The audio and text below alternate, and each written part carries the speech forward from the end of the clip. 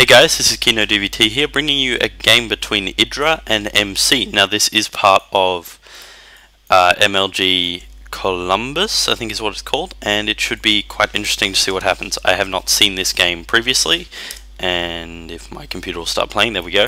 And this is also on the map Test Bug, which I've never actually seen before. It looks like there may be 3 spawning positions. Yep, it does appear that there is 3 spawning positions, so should be interesting. There is some banter going back and forth between the players. That's some interesting destructible rocks, so effectively it stops you mining. You can still place your base there. Of course, you've got the supply depot at the bottom of the map at the bottom of the ramp to prevent wall offs, and EGidrA going to be sending his overlord out there. His first overlord is being sent in the correct position, so he should be able to scout MC rather quickly. MC, however, I believe is scouting the right position as well, so maybe it's not a three-way map. I'm not entirely sure. It does look kind of three-way, and it also looks very cool. Yeah, it is, because there's 3 supply depots on the map, so yep, it's a three-way map. EGidrA going for a bit more of a macro play, so we'll either see a 14 pull or a 15 or 14 hatch, so should be interesting to see.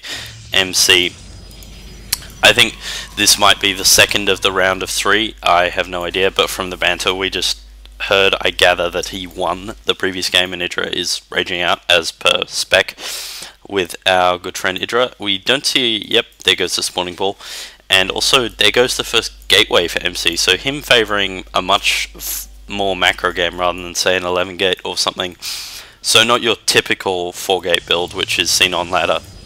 So maybe not a 4 gate, I mean some people 4 gate versus Protoss, some people don't. Interesting. We do see EGidrA trying to take this expansion. Is he going to be able to get it down? He should be able to. No, MC's going to try and delay it as much as possible, but is EGidrA? No, EGidrA. Yes, EGidrA gets the expansion now, which is very, very important. If it had been delayed 10-15 more seconds, then you're starting to waste money. It's kind of interesting that EGidrA pimped the website where I got this replay from. Maybe he leaked it there. Some sponsorship going on there, clearly. Nothing particularly wrong with that. Getting a stash of Zealots chrono boosted hiding out in the corner. EGidrA did see that Zealot walk across, so he tried to back off. He also found his opponent. We see a Cybernetic squad going down now. A second hatchery, well, not a second hatchery is getting closer to being done, not particularly quickly. First gas for EGidrA, that's interesting timing, so I'll be interested to see what he pulls out of this. I'm not very up to date with the pro circuit, so I can't say, oh well, he's doing this, because he's done this before. I haven't watched many games of EGidrA, to be honest. Cybernetics core, gateway, second cast coming down, so maybe a bit more techie. Archons or air or robotics, anything he really wants, to be honest. EGidRA's expansion will be coming up now. I'll be interested to see MC's response to this. He cannot really let MC cannot really let EGidrA just get away with this. If he does, then he'll be in big trouble. If EGidrA can hold this expansion and keep MC nice and locked down, which he should be able to with this overlord, then it'll mean big trouble. We do see a pylon over here, so maybe we're going to see a DT rush or some hiding of tech over there. However, I do believe that EGidrA gained vision of that pylon, so if you were going to send a scout in somewhere, that would be it. That's interesting. I didn't actually know you could destroy the supply depots, so that's maybe he then wants to wall off his ramp or something. That's interesting. I think EGidrA has sent this overlord to get another point of view on the expansion, and maybe the third as well. Do see a squad of Lings coming out. We do see metabolic boost. He hasn't gone for lair tech or roaches yet, so that's kind of interesting. At the moment, I think he's kind of more just macroing up a little and keeping a close eye on his opponent, who has now expanded. There's enough Lings to do a little bit of harassment. You've got about 12 Lings versus 2 Zealots, Stalker, Sentry, so the odds aren't exactly in their favour.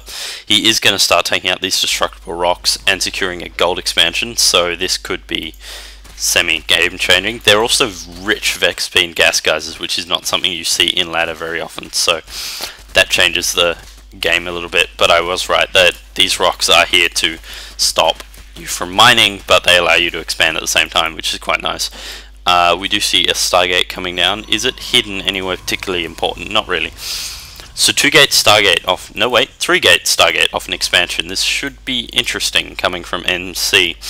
EGidrA putting down a Roach Warren, so no air defense. So a Void Ray could ruin EGidrA's day.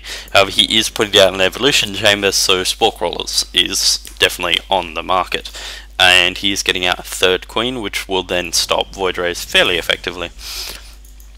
oGsMC seeming to be doing a more 3-gate build, with lots of sentries being pumped out to ensure he can hold this expansion against Lings, and he will be able to, no problem whatsoever. This Overlord is in quite an interesting position. I did wonder if he was going to try and poke in here and see what tech is going on, but he decided against it. EGidrA's 3rd base has now come up, and it is out of gold, so yep, there goes the Maynard.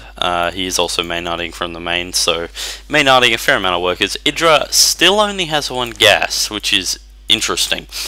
Given that a Void Ray is going to be popping in, like, now, given that Void Ray just popped, it should be quite interesting. So he does suspect an air rush, so Spore Crawlers, and he is going to see this Void Ray coming out across the map and be very, very, very aware of it. So are we going to see some Spore Crawlers go down? Yep, there's another one. There should be, yep, 1 Spore Crawler going down at each base. This should slow this Void Ray down considerably. The Spore Crawler, having only a 30-second build time, should get up before. That's an interesting concept. Destructible rocks around a Xel'Naga tower. I kind of like that. I like that a lot, actually. Why can't more MLG maps? Why can't more pro maps that are being made specifically for these tournaments being on ladder? We've only seen 1 so far, and that being Tal'Darim Alter ALE. Unfortunately, oGsMC is now going to spot this expansion, which is probably not what EGidrA wanted. He's got a Phoenix out now, so he's probably going to go see to do something about those Overlords. He was able to snipe 1 Overlord with that Void Ray, which is a fair amount of, it's a fair deal. He probably supply capped his opponent. I didn't actually check. He is producing 2 Overlords, so I think he's going to try and stay ahead of the ball. We do see some roaches. Is that the range? Sorry, is that the speed? Yep, that's the speed one, and we do see a Hydralisk Den coming up, Hydra Den popping nice and quickly. So 2 Void Rays and 2 Phoenixes going to come in here to see what harassment they can do. They can pick up Queens and should be able to make their life fairly difficult. He's just now charging up, because once charged he should be able to deal with this Spore Crawler, and he has enough Phoenixes to pick up both Queens, so that's not going to be particularly good for EGidrA. EGidrA is really not going to be liking this. He's just lost 2 Queens, and may very well lose a 3rd. Yep, he's going to lose a 3rd. It's a race against that Spore Crawler. However, he does want those Phoenixes tanking that Spore Crawler and not these Void Rays, as this Void Ray getting very, very close to dying. 6 Hydralisks are now popping out, but they are popping out 1 by 1, and with this amount of Phoenixes, you should be able to pick up 3 or 4 more Hydralisks with fair amounts of ease. They are popping out 1 by 1, but having lots of them being constructed. Unfortunately, the large amount of them were constructed at the 3rd base, so probably not the best thing. With his 5 Phoenixes, he is now just taking free reign over Overlords. He has not yet supply capped his opponent, because EGidrA is grossly over making Overlords to try and compensate, but every 100 minerals that he has to spend on Overlord is 100 minerals that's not spent on Army. Gathering up a nice little force here, should be able to deal with this Gateway Army. We do see a Colossus Den going down, as well as 3 more Gateways and a Robotics. This Observer not really doing very much right now. Could be getting a little bit of scouting information. He was able to take out that Overlord here, but there is still that Overlord at the back. So right now, EGidrA does have quite a large food advantage, which is due to this gold, and now 4th base, which I completely missed because I was being distracted by all the flying units play. So we do see Hydralisk, Roaches, Lings coming out, but I think oGsMC should be able to deal with it. If we just pause and look at the units tab, we can see that they're about even army-wise. I mean, you can account the food difference okay, no, you cannot account the food difference anymore with that, to 4 queens and a couple of extra workers. On production we do see 12 and 2, so that's where the food difference is. But currently the army sizes are about the same, and if these phoenixes can manage to kill a large amount of these hydralisks, then EGidrA's going to be in a lot of trouble. EGidrA is in a lot of trouble. He was able to mass force field and get quite a large number of kills, and keeping those roaches at a nice arm's length.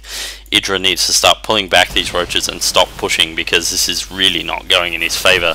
The phoenixes have now run out of energy, but this Colossi with level 1 weapons should just be able to tear all this apart. None of this army has level 1 weapons, and as soon as this phoenix goes down, it's this Void Ray, which is firing through a wall, will be able to just shoot whatever it wants, really, which it is currently doing. So EGidrA kind of losing out there. However, he is keeping his opponent nicely contained. EGidrA has MC has not taken a 3rd or 4th base yet, so income wise EGidrA is winning, and he does have a better economy, so for want of a better word, he can afford to use those workers. And as we can see, Roach is coming up here to check for that 3rd, so it's very, very good. We do see Phoenixes coming out. He's going to establish exactly what his opponent's doing. No Spore Crawlers at this 4th base, so MC may want to take advantage of that, and I believe he will not, because there's a shitload of Hydras following his tail. So very, very good matchup so far. EGidrA's been playing very well, but MC has just been doing all the right things. However, MC now going for 3rd expansion, but this Overlord spotting it almost right away, so EGidrA's move against this should be quite interesting. EGidrA will soon be getting to the point where he will be able to chuck away 200 armies and then replace. And once he gets to that point, MC is in a lot of trouble, because he'll just throw a 200 army at this base, come back with another 200 army, and if you're maxing on things like roaches, which are ridiculously cheap, then it's really not a problem. He does need to get some Spore Crawlers down here though, because MC is able to pick up this queen and should now be able to pick up these workers at will. However, he's not currently. He does have enough energy for 1 or 2 picks. A little bit of micromanagement there, was probably dealing with something else. These people are not God. They do still have macro problems. They're not perfect.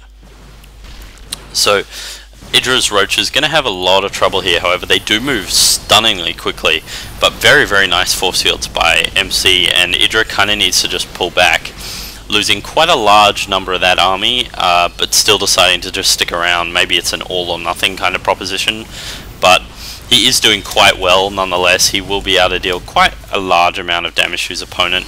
Upgrades wise, they're doing about even. Level 2 weapons is on their way for MC, and level 1 armor for EGidrA, so that effectively gives the upgrade, that will effectively cancel each other out, just leaving them both on level 1 weapons, given that 1 extra damage is cancelled out by 1 extra armor.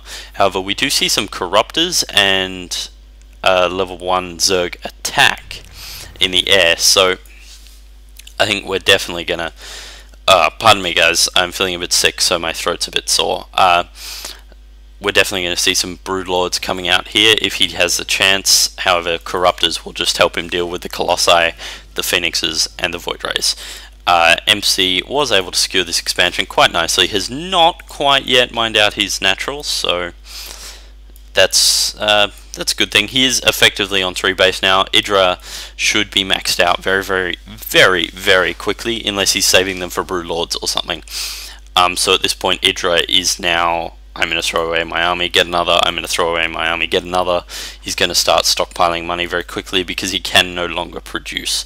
All we're going to see is mass upgrades, mass teching, and just general all-round your deadiness. MC is at 150 food, so 150 food to 200 food, and EGidrA's stunning macro is now just whooping what MC currently has. EGidrA is running on so many bases right now, it's not funny. He's running on 4 mining base, so gas is really not a problem. We're dealing with 1,000 gas per minute to 700 gas per minute, so that's a big big difference. However, Colossus balls are really, really hard to deal with. These Stalkers are going to have to try and take out these Corruptors, but there are far too many of them. However, that does weaken EGidrA's army composition because he is wasting population on these Corruptors. However, MC is at the disadvantage of that when EGidrA loses all this, he just replaces it like that, as we can see by the 18 Hydralisks and 20 Zerglings on the production overlay, which combined, I am almost certain, will be able to clean up these Stalkers quite nicely. We do see the Zerglings coming in. Zerglings do have level 1 attack, so that's going to be quite helpful. He kind of needs a Greater Spire so he can get some Broodlords. He also needs to pull back because right now he's in a little bit of trouble. These Hydralisks are able to hold off a fair amount of Blink Stalkers, but level 2 weapons is not helping these Hydralisks survive very much. Greater Spire really does need to happen very, very, very quickly, because right now he's got a lot of Corruptors which he cannot do squat with, and his opponent will not produce any more Corruptors, so he needs to do something. Sorry, his opponent will not produce any more Colossi. That's a very, very nice concave by EGidrA, making use of the fact that his opponent has slightly more units than him, so using a nice concave to keep them at range, given both units have the same range, it works out quite nicely. EGidrA right now just spawning lots and lots of Hydralisks, which is a little risky. However, given the amount of Corruptors he have, it does make sense, because if his opponent tries to build Colossi, he can just kill them and then waltz in with the Hydralisks, which deal a very, very, very large amount of damage to his opponent. He doesn't have level 2 as opposed to MC's level 300, so that's going to be quite interesting. 300, while not a bad thing, versus 22 is not a good thing. It effectively means that you've got level 1 weapons versus level 2 weapons. If you start to cancel the stuff out. However, there is a very large amount of Stalkers here, like a stupendously large amount of Stalkers. You've got 39 Hydralisks to 43 Stalkers, so that's quite close. That's close enough that it's a little interesting. Changeling does get spotted, so no big deal there. At the moment, both players kind of building up. EGidrA does have a lot more resources, so he will be able to remax a lot quicker than his opponent. And he does have an Infestor or two, so a few fungal growths here and there could be quite devastating. Fungal growth, half the army can't move, you then pick it off, he backs off, and just not good. These Hydralisks are being caught off creep. Off creep Hydralisks are not exactly a good thing. He is now, nope, yeah, that's a creep tumor. How did he chuck down a creep? He spread it. Okay, so another creep tumor coming out, trying to get those Hydralisks on creep where they do thrive the most. And this is just a stupendously large Stalker ball. This DT not going to be able to do very much. Going to be able to take one. No, he's not even taking one yet. His Overseer does need to get over here, however, because the DT can change the fight and should be able to. This DT now having one kill, but being able to damage quite a lot. Nice fungal growth going down, stopping a fairly large amount of blink, and these Stalkers are going down very, very quickly, but the Hydralisk going down slightly quicker. However, 28 Stalkers to 27 Hydralisk, which is the amount EGidrA is now building. MC is a little bit in trouble. Level 3 weapons should also help EGidrA be able to push forward, but 4 DTs will really change the battlefield, and yep, there we go. DTs won the game for oGsMC. This is Keno DBT, signing off. Please remember to rate, comment, and subscribe. Check out my friend Rogoska's YouTube channel, and hit up my new Terraria videos. They've been up for a couple of days, and I'll put the link in the description below. Hoping you guys all have a lovely day, and whoop some butt in StarCraft. Signing off.